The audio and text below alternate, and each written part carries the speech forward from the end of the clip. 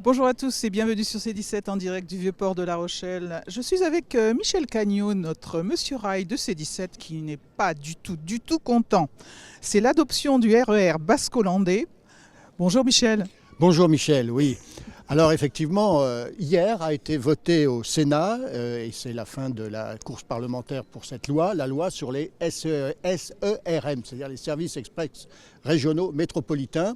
Donc cette loi, et c'est pour qui a donné naissance à quelques RER, enfin quelques projets de RER, parce qu'il y a des territoires qui se sont mis à travailler pour vraiment. Et donc lundi dernier, au Conseil régional, a été adopté le principe du RER basco-landais, c'est-à-dire un RER entre, grosso modo, Dax et Hendaye, avec des trains toutes les demi-heures.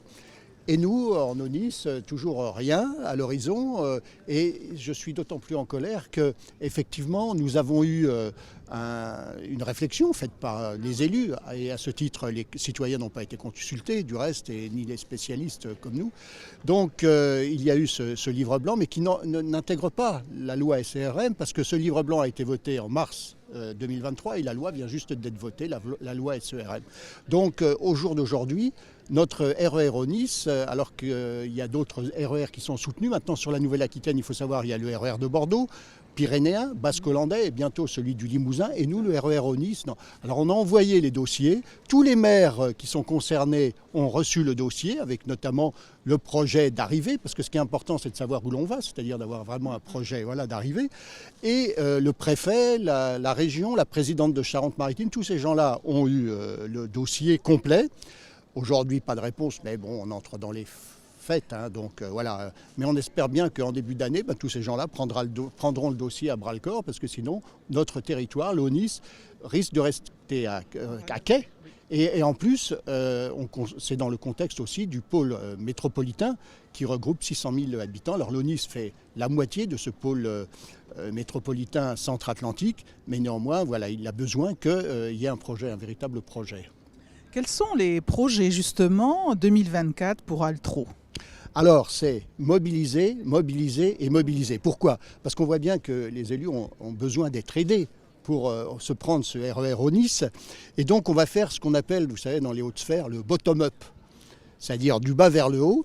C'est-à-dire que là, on mobilise de plus en plus. On va faire des réunions publiques. On va vraiment participer aux débats qui touchent de près ou de loin ce réseau. Par exemple, le problème de l'hôpital. Vous savez, on a vu dans Sud-Ouest qu'il y avait à peu près 10 sites qui étaient envisagés. Nous, ce que l'on dit, c'est qu'il faut que cet hôpital soit desservi par le RER.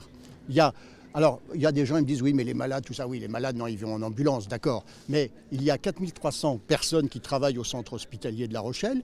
Il y a aussi les gens qui viennent visiter. Et donc voilà, tous ces gens-là ont besoin justement, ça fait une pression en moins automobile.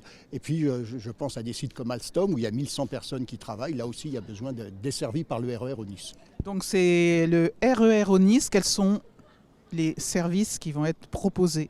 Alors, le service qui vont être proposés, vous pourrez les voir déjà ici, là, et puis on vous mettra le lien après pour voir effectivement les tableaux horaires, c'est-à-dire vraiment le service articulé avec les TER, avec les intercités, avec les TGV, voilà, de façon à ce qu'on ait vraiment une alternative à la voiture individuelle. Et donc, en gros, c'est un train toutes les demi-heures, c'est la définition des RER, un train toutes les demi-heures, et une possibilité de voir les dimanches et fêtes aussi, d'avoir une possibilité de se déplacer. Parce qu'aujourd'hui, on sait très bien que ça s'adresse au domicile-travail, principalement. Donc, ce que l'on dit, adhérer à Altro. La mobilisation, c'est aussi adhérer à Altro. Alors, c'est facile, adhérer à Altro, l'association qui porte ce RER au Nice. Vous allez sur Altro Hello Asso. Et là, vous pouvez adhérer, parce qu'effectivement, c'est comme ça qu'on pourra être entendu. Donc, je vous dis bonne année. Et bonne santé à tous. Et puis on reprend le combat l'année prochaine. Allez Michel, de bonne humeur. Merci à C17. Merci Michel, à bientôt sur C17 et toujours en direct.